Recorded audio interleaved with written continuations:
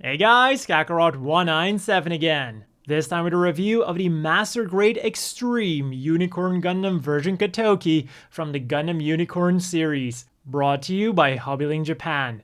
If you want to own your own Extreme Unicorn, links down below. And purely based on the looks, I would say that the new Master Grade Extreme is off to a great start. The Unicorn Gundam has never looked so good before in my opinion. Not only will you have a hard time finding any seam lines on this thing, but you'll even have a hard time finding any nub marks thanks to the many undergated parts. And its beauty isn't just skin deep either. Everything about the Unicorn itself has been completely remolded in order to make room for the LEDs and also to improve on the less than stellar Unicorn kits of yesteryear. In terms of color accuracy, you have absolutely nothing to worry about, requiring only a metallic green sticker for the scope of the beam magnum and the hyper bazooka, a metallic pink sticker for the scope of each beam gatling gun, and then you can choose between matte or metallic stickers for the V-fin. Should you want to, we also get a sticker for the Unicorn mode's visor, the Destroy mode's eyes, and the front and the back camera, although for obvious reasons, I decided not to use those. And with that, no painting is required whatsoever. As a crowning jewel, we don't get normal stickers or rub transfers, but a sheet of water slide decals. A pretty cool touch for this pretty high-end Unicorn. So straight out of the box, I don't think it's an exaggeration to say that this is one of the most impressive Master Grades to date, especially once you turn on the LEDs. Under the hood then, things are understandably a bit less impressive. The traditional inner frame had to make room for the LEDs and the clear parts, so there's nothing really to see here. With the armor back on then, let's have a look at the plethora of weapons that this thing comes with. First up, we get the beam magnum, which is a mixture of mostly old remolded parts and some new parts to bring it somewhat up to spec. It has a movable handle that will also go a little bit forwards and backwards, and it features a removable cartridge. This then of course means that we get two spare ones that can be stored on the back skirts, and to attach it to the Unicorn we get a dedicated right and left trigger finger hand that also has a peg for extra stability. And I can tell you for posing that it's going to be extremely secure in there. And in case you don't want to use it, you get two options to store it onto the Unicorn. First up, we have this peg here that folds down, which then simply hooks onto the backpack. The second option then is to use this peg to attach it to the arm, but as you can see, this isn't nearly as secure as everything else about the gun. Still, at the very least, the connection itself is pretty secure. Oh, and should you lose one of the E-packs, don't worry, there is a spare one. Next up is the Hyper Bazooka, and just as with the Beam Carbine, this is a combination of old remolded parts and new parts, although the new part here is simply this thing that goes around the cartridge, and now it's significantly more secure than the old part. And you can kind of tell that this is an older design because this handle does not move despite having molded on detailing of where it would move. But yeah, the things that do move are this handle here, and it also extends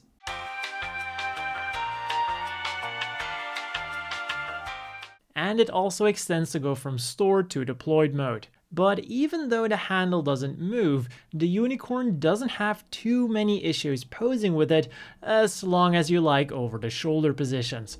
Underneath the shoulder is just a no-go. What is unfortunate is that even though the cartridge is removable and you can store it onto the backpack, we don't get any spare ones. And then in case you don't want to use the bazooka, you can simply pop open this peg and attach it to the backpack just as you could with the Beam Carbine.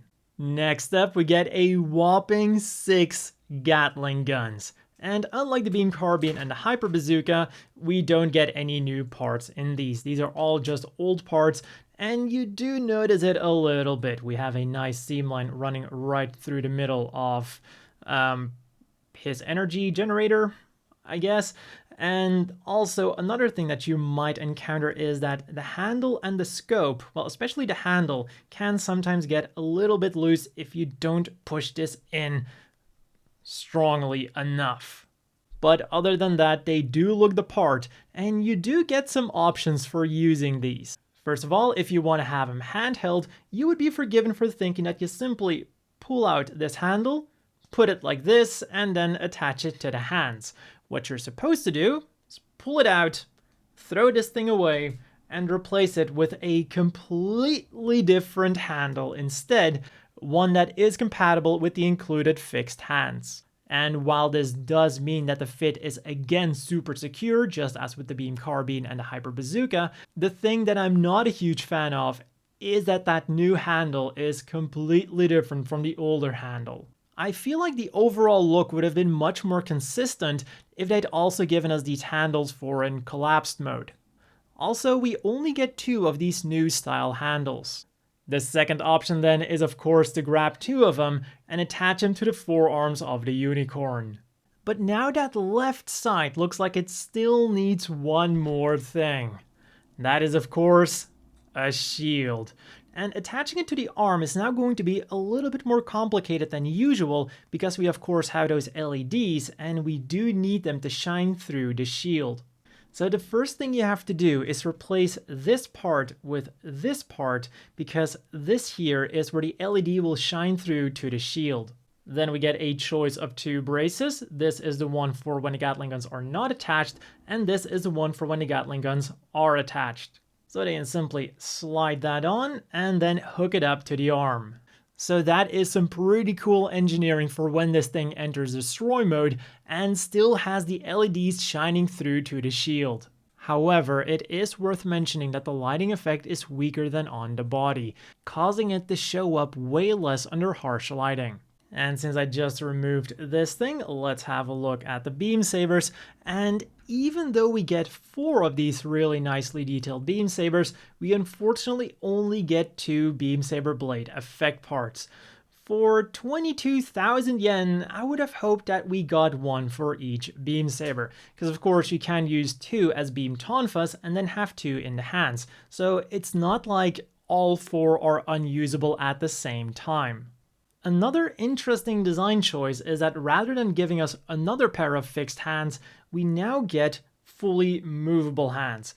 And while I am definitely a big fan of these, the thing is, these have a completely different peg, making them only compatible with the beam sabers, and the way he holds on to the beam sabers, it just feels like the beam sabers are in there pretty low. I would prefer my beam sabers to be up a bit higher. My second annoyance then is that when you put them next to the fixed pose hands, you will see that the movable ones are ever so slightly bigger, and there's also a color difference. So when you use one of each, you get a bit of an uneven look for a model kit that sets you back 22,000 yen.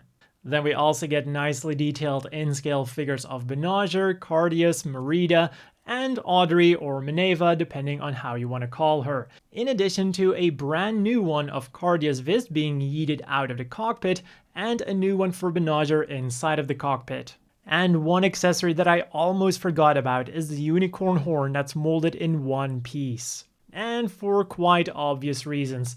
No matter how good of a job they did with a horn that's splittable, the one-piece version is always going to look that little bit better in unicorn mode.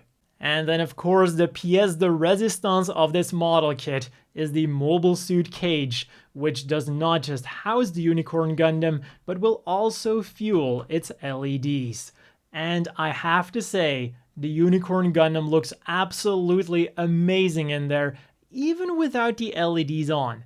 And in addition to housing the Unicorn Gundam, there's even room for 2 bazookas, 2 beam rifles, 2 beam sabers on the bottom, and then whatever you can fit inside of this box on the back of it.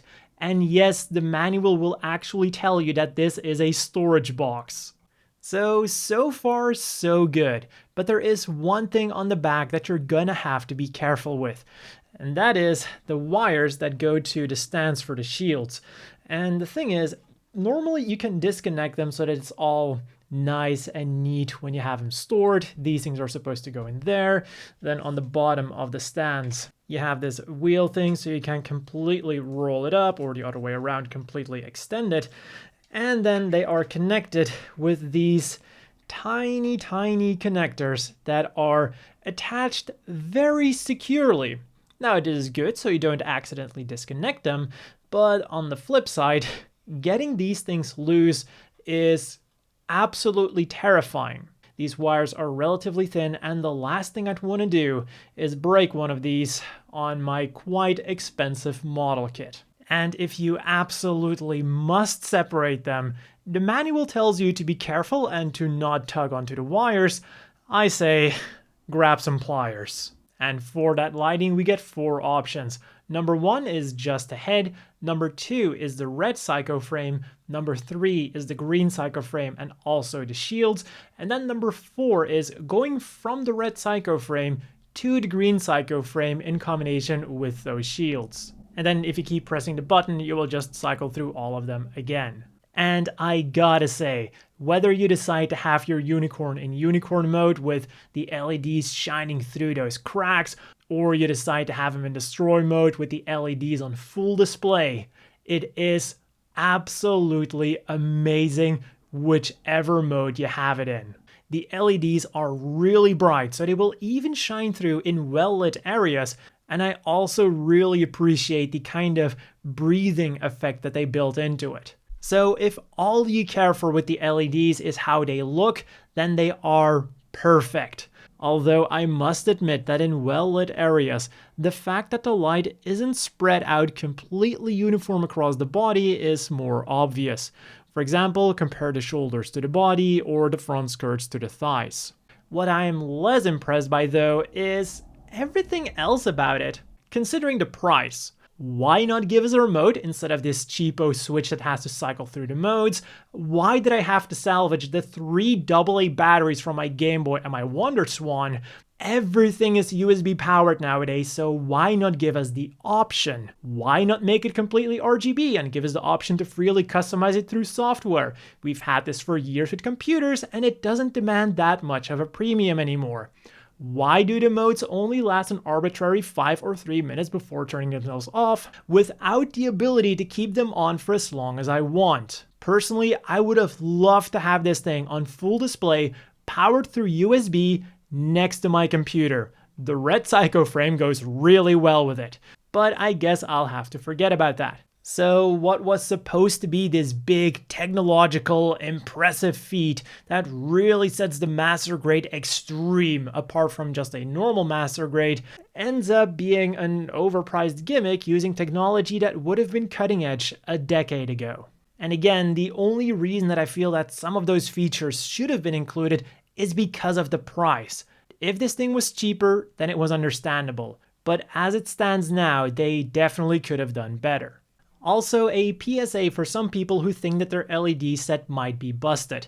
It can behave quite funky once your batteries start running out, or at least mine did. Instead of the whole system not turning on, it was just the head and the shield LEDs that decided to turn off, but only when the green psycho frame was active. This also might explain that picture that I saw from the Gundam base Tokyo, where only the head LEDs were turned off, but the whole psycho frame itself was still on. And again, we get a few leftover parts. But with all of that out of the way, let's have a look at the articulation of this machine. And as far as unicorns go, this might be one of the best ones out there. The head goes nicely up and down on a ball joint and hinge combo, will rotate around, although I would advise to be quite careful when turning it around with those LEDs inside of there. The shoulders then will go nicely forwards and backwards. Also, this tends to pop out, but I just consider it as an extra joint instead of part of the transformation.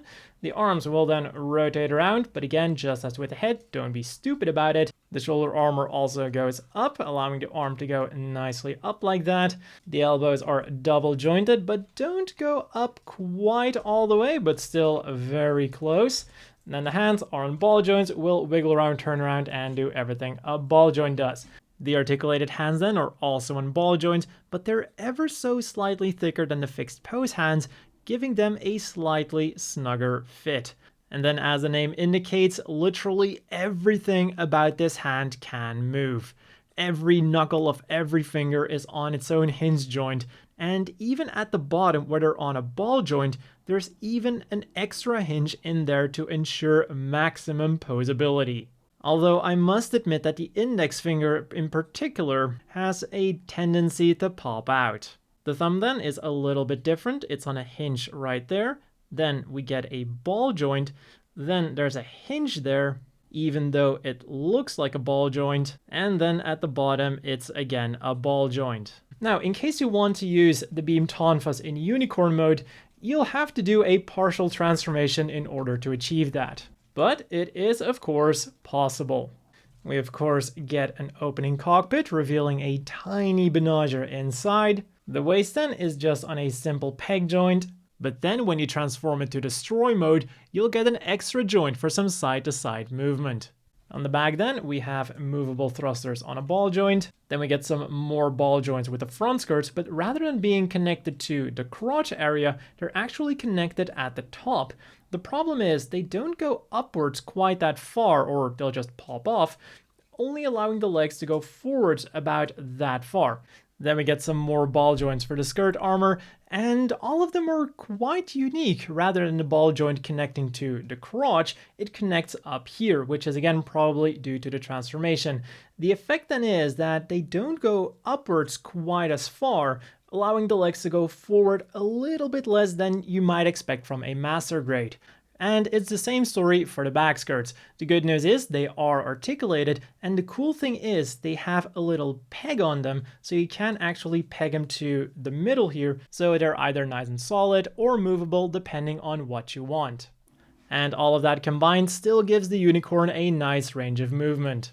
Outwards movement then is basically the same story, not too bad, but could have been a bit better. The legs will rotate around and then bend at the knees on two whole joints. And then when you open up these flaps, you get what is without a doubt the best unicorn knee articulation ever. Then the feet will go forwards and backwards nicely on a hinge and ball joint combo, side to side nicely, and will also rotate around. So overall, in terms of articulation, I think Bandai really did the best they could. Despite all of the features packed into this model kit, it still manages to be one of the most articulated unicorns ever, if not the most articulated one. And I think that this unicorn will definitely be able to take up all of the poses you want him to make. And to help you with those poses, the Mobile Suit Cage has a fully featured action base,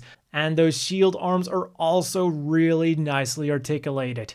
Or if you want to use a more conventional action base, you also get a connector for that. Of course, you can no longer use the LEDs then, but even with them deactivated, the Unicorn Gundam still looks absolutely amazing. And then there's only one thing left to do. Transform this machine.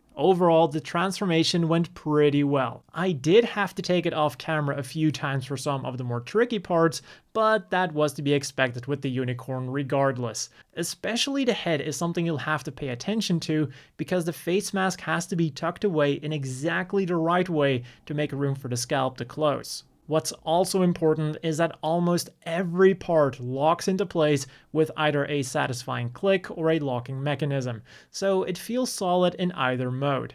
One cool thing then that I didn't show is that they even went as far as to include a different piece for each of the modes for the controls of the cockpit. To change this, you'd of course have to take the whole model apart, but hey, it's cool that we get it regardless.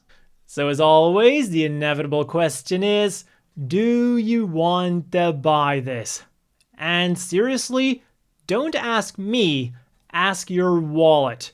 Because putting the price aside, this is definitely the best unicorn in 1/100 scale. In fact, you can even make the argument that this is the best and most impressive standalone unicorn kit, period. Because the perfect grade does require you to get that add-on LED set in order to light up. However, is an impressive Master Grade, or Master Grade Extreme, worth the price of a top-tier Perfect Grade or the equivalent of 4 standard Master Grades? And because of this, despite being a genuinely good model kit with a few gripes here and there, I can only really recommend this to the biggest unicorn fans, the biggest Master Grade fans, or the folks who just want to have all of the top tier model kits. And even for unicorn fans, you might want to consider getting the Perfect Grade, which I'll also have linked down below, before you go ahead and get this kit. It might not light up and it might come with a few less accessories, but you definitely get a lot more kit for your cash.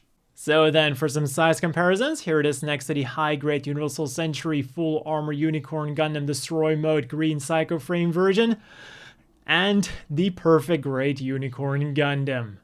The high grade might be way out of its league here, but at least it's significantly more affordable than its brethren. And then finally, here it is next to the also quite impressive Master Grade Hyakushiki and Master Grade Jagan. At the very least, you are getting a quite massive and light up model kit for your money. And that's all for this review of this very bling kit brought to you by Hobbylink Japan. Again, links in the description down below. As always, another big thank you to the Patreon supporters. I hope everyone watching has a great day, and I'll see you all next time.